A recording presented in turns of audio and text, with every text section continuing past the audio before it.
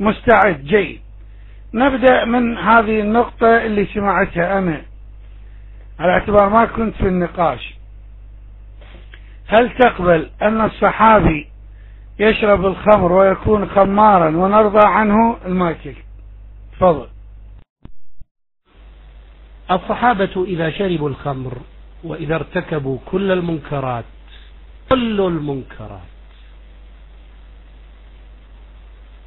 فإنهم معفو عنهم وهم في جنان الخلد، ذلك أنهم حالة خاصة تماما.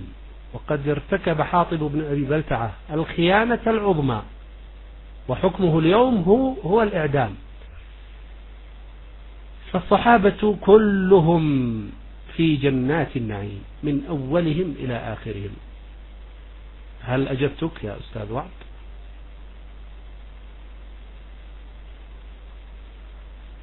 لأن الله قال وكلا وعد الله الحسنى، وكل من ألفاظ العموم، لا يخرج من الكل هذا أحد.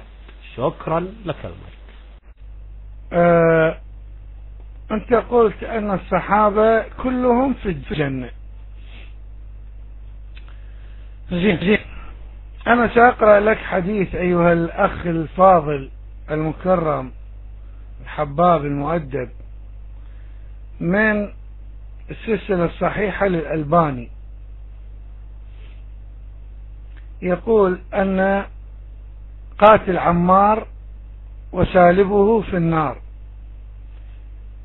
الآن أقرأ لك الحديث، فما ردك على هذا الحديث الذي أورده الألباني في السلسلة الصحيحة أن قاتل عمار وسالبه في النار، علما أن الذي قتل عمار بن ياسر هو صحابي؟ لحظة.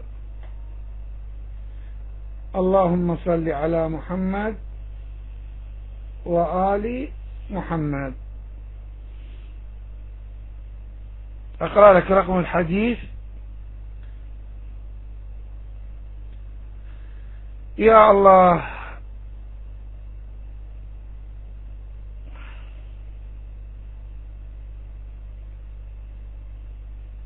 نعم،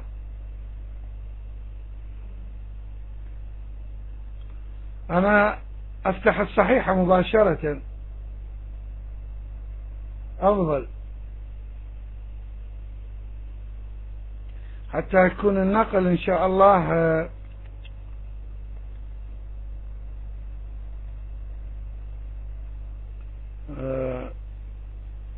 تام. نعم، بالرقم 2008 قال الألباني حديث صحيح. قال الألباني في السلسلة الصحيحة المجلد 5. المهم بعدين أذكر لك التخريج، لكن الآن طعنا على ما أورد هذا قاتل عمار في النار وهو صحابي. المايك لك، كيف تخرج من هذه الورطة؟ ما في ورطة إطلاقا، ما في ورطة. أنتم طبعا تؤمنون بكرامات أهل البيت، وأنا رجل من أهل البيت، فكاد الأستاذ أسد أن لا يخطئ، لكن سبحان الله أخطأ. أما سؤالك فلحظة حتى أفتح السلسلة. هل يمكن أن النص فقط يا أستاذ وعد لو تكرمت؟ نص ما هو؟ أولا احنا لا تشعبنا في المواضيع أن أنتم تؤمنون بكرامات أهل البيت وأنت من أهل البيت. لا، أنت مو من أهل البيت. أهل البيت عندنا معنى خاص، هذا مو موضوعنا. يعني أنت الله أنزل فيك إنما يريد الله ليذهب عنكم الرجس أهل البيت، أنت مطهر، فهذا مو موضوعنا. هذا تريد الخروج من الموضوع. على العموم نبقى في موضوعنا. النص هكذا: قاتل عمار وسالبه في النار. المايك لك. الحديث صوت واضح؟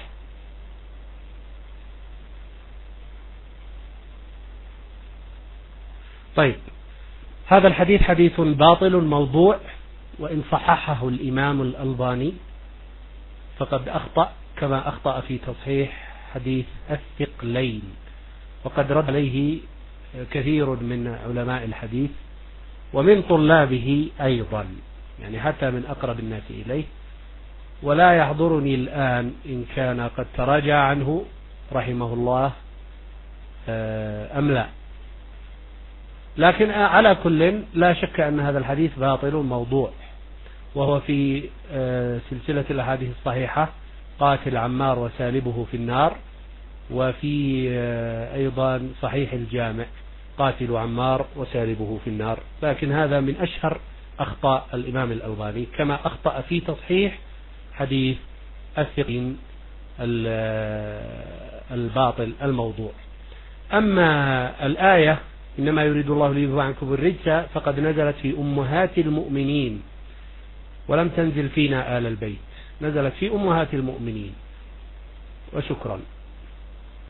يعني أنت أم المؤمنين، أنت قبل شوي قلت أنه أنت من أهل البيت، أنت أم المؤمنين، القرآن يقول أهل البيت، فمو مشكلة أنت إذا صرت أم المؤمنين، هذا بحث آخر. شوف أخونا، أنا من النوع كما أنت ادعيت أنك متخصص باللغة، أنا متخصص بالوهابية، وتخصصي قوي جدا، ولا أعتقد هكذا أنا، لعله أبالغ أو قل ما تريد، لا أعتقد أن هنالك وهابي يستطيع كسري على الإطلاق، على الإطلاق. ولذلك أنا أوقعتك. أما قولك أنه حديث الثقلين موضوع فهذه مجازفة كبرى سنرد عليها، لكن هذا تريد جر الموضوع، ومن النوع فقير بارك الله فيك. خطوة خطوة أبدي. خلينا مع هذا الحديث الذي قلت أنه موضوع، لا شك أنه موضوع. اتفضل قل لي من الواضع هذا الحديث، لأن الحديث الموضوع معناه المختلق الكذب، من الذي وضعه؟ المايك لك. طيب يا أستاذ وعد، أما المايك يسقط أم أنقط؟ حبيبي سقط المايك منك، ما نقطناك، وأرجوكم إخواني شدوا الباب رجاء. تفضل أخونا بارك الله فيك. قلت أن هذا الحديث موضوع، من الذي وضع هذا الحديث في سلسلة السند حتى أناقش السند رجل رجل؟ المايك لك.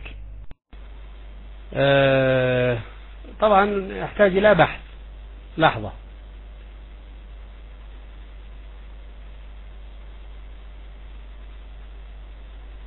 لو عندك سؤال آخر يحضرني جوابه، هذا سؤال أجله حتى آتيك بالسند الآن، يعني 5 دقائق 10 دقائق أنا أبحث. إذا كان عندك سؤال آخر ننتظرك إحنا. زين، أنت تقول يحتاج بحث، كيف قلت موضوع وأنت لم تبحث؟ يا متخصص، كيف قلت موضوع وأنت بعد لم تبحث؟ على العموم ننتظرك. أنا هذه والله مصيبة، قال موضوع وهو بعد لم يبحث، الآن راح يبدي يبحث. خلي بالك من تجيب رجل بالسند، ترى إن شاء الله الحج وعد عنده كل الكتب، نناقش أصول الحديث عندكم، أحد يقول قوي أحد يقول ضعيف، كيف نرجح الراوي، الجرح المفسر، التعديل، الجرح، القرائن، كل نناقش الآن. اليوم أنت قلت تهريج، لا هذا مو تهريج، عزة، أنا واثق من ديني. خلينا ننتظرك ونشوف. السلام عليكم ورحمة الله وبركاته. يعني أنا عندما قلت حديث موضوع، أنا أعرف أنه موضوع. أنا إن شئت ابن الأئمة، وإن شئت أبو لؤي، وإن شئت ابن موسى الكاظم. طيب، وأنت اختر ما تشاء. عندما قلت لك موضوع فأنا أعرف أنه موضوع، كما أعرف أن حديث الثقلين موضوع، لكن يعني لا يحضرني الآن سنده، فيحتاج إلى بحث. ما الغريب في الأمر؟ لا تهرب ولا شيء، وأنتم